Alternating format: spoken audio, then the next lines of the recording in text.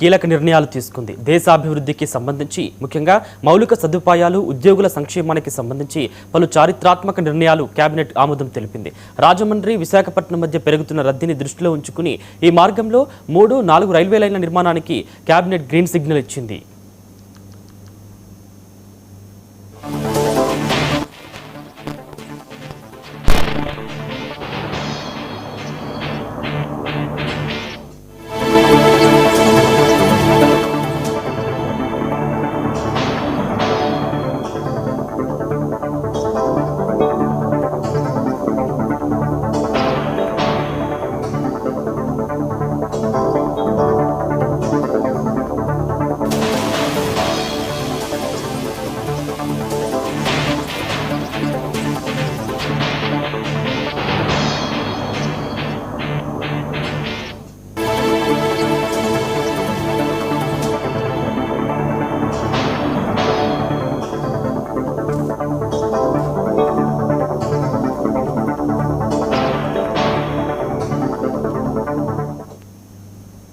కేంద్ర ప్రభుత్వ ఉద్యోగులు, పెన్షనర్లకు ప్రభుత్వం తీపి కబురు అందించింది. పెరిగిన నిత్యావసర ధరలకు అనుగుణంగా 2% డిఏ పెంచుతూ నిర్ణయం తీసుకుంది.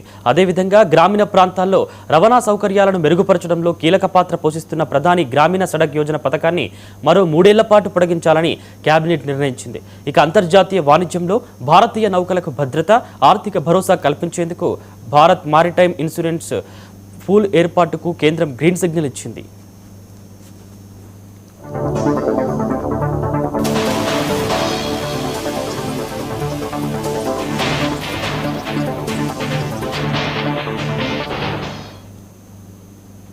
ఆంధ్రప్రదేశ్లోని పారిశ్రామిక, ఎగుమతి రంగాన్ని బలోపేతం చేసేందుకు కేంద్రం భారీ నిధులను కేటాయించింది. కాకినాడ, మచిలీపట్నం, గంగవరం పోర్టులకు రవాణా సౌకర్యాలను మెరుగుపరిచేందుకు 9,889 కోట్లను కేటాయించింది.